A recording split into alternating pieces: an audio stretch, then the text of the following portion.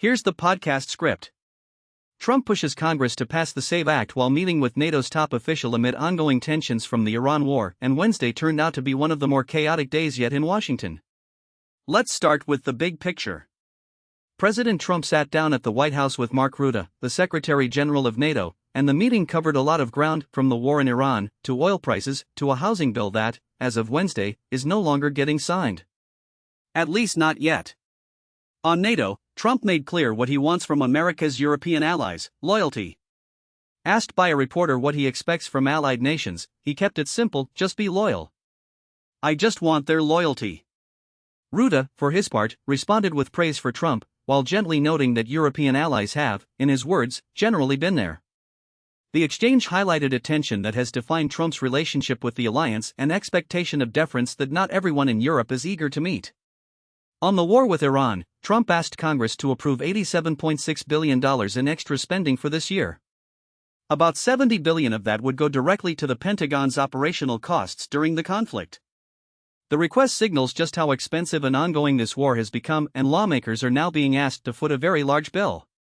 Also during that NATO meeting, Trump was asked about a bipartisan housing bill, a measure that had been celebrated across party lines as a win for affordability. And here's where things got chaotic. Hours before a bill signing ceremony that was already being set up in the Capitol's Statuary Hall, Trump announced he would not sign it. Not until Congress passes the Save America Act legislation that would require proof of citizenship to register to vote and significantly restrict mail-in balloting. The fallout was immediate. House Republicans who had championed the housing bill were blindsided. Senate Majority Leader John Thune, who has repeatedly said there simply are not enough Republican votes to pass the voting bill, appeared, by reporters' accounts, almost dazed as he left the Senate floor. Right-wing House members, energized by the president's move, essentially shut down the floor in protest. The Republican legislative agenda ground to a halt, right before a 4th of July recess. Thune later said the cancellation was the president's call, but added, and this felt like a carefully worded signal, it's an affordability issue, and eventually I hope he'll find his way to sign it. Trump, for his own part, called the housing measure of minor importance in a social media post. Lawmakers from both parties described it as the latest example of the president undermining his own party's efforts to protect its congressional majorities ahead of November's midterm elections. There was also a striking moment regarding the U.S. strike on an Iranian school earlier in the war, a strike that killed more than 175 people, most of them children.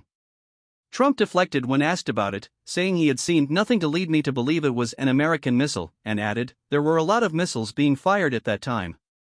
He also said he had not yet seen the administration's own completed investigation into the strike. Trump also accused major oil companies, ExxonMobil, Chevron, Shell, and BP among them, of potential price gouging, arguing that gas prices should be $2.25 at the pump and are currently higher than that. And in a lighter moment, Trump again praised New York City Mayor Zohran Mamdani, calling him a very nice guy and a charming guy, even while criticizing Mamdani's plan to raise taxes on wealthy New Yorkers.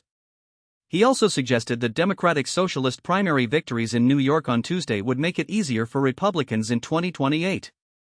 Wednesday was, in short, a day that left Washington spinning: a NATO summit, an $87 billion war funding request, a housing bill abandoned at the altar, and a Congress left scrambling with a holiday recess on the horizon. That's your update. Stay with us for more as this story develops.